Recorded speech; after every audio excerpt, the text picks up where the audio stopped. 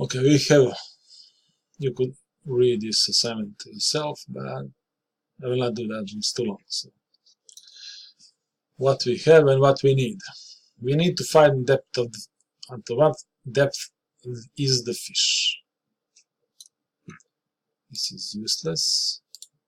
Okay, first we have surface of the lake, let's say some water, and we have fish at some depth. Okay, within this assignment, we know that one light ray comes from the fish, hitting the surface here. Here is the 0.1 meters from the normal, and here is the normal, real normal. Refraction coefficient for water is 4 divided by 3, and this is for the air. And because N2 is larger than N1, it will refract away from the normal. So it will not go straight, but will be bent a little bit in this direction. So this angle here will be 5%, 5 degrees. And this angle here is unknown for us at the time. But we could find that from the Snell's law, using those two refraction and using this angle, we can find this angle here. Okay, there is observer here. Observer.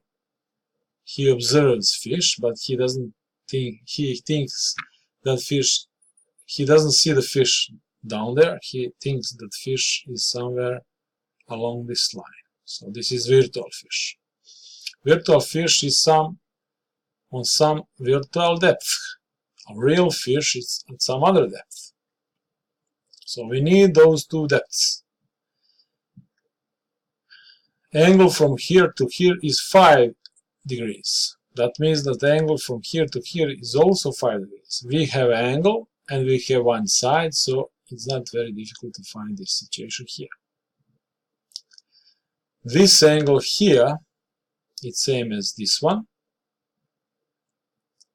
So if we could find this angle and we have one side, we could find this depth. And this angle we will find from the Snell's law. Snell's law is, Snell will tell you where the light is really coming from. So that's all there is to it. So let us see what I calculated down there. Okay. Angles and dimensions not to scale. This is much more than 5 degrees, but I draw it like this just to show you. Okay, this is 4 divided by 3. This is the water, this is the air. So distance from here to here is 0.1 meter, that is given in the assignment. And from here, a ray of light is coming up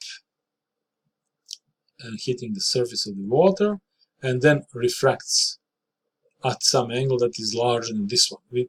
At the moment, we don't know how much this is. Okay, let us find how much this is from the Snell's law. This is the Snell's law.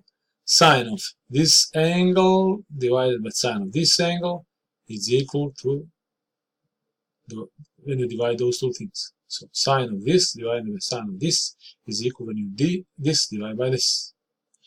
And we have everything except theta 2, and we calculate theta 2. Now we know this angle. Knowing this angle, it's the same as this one.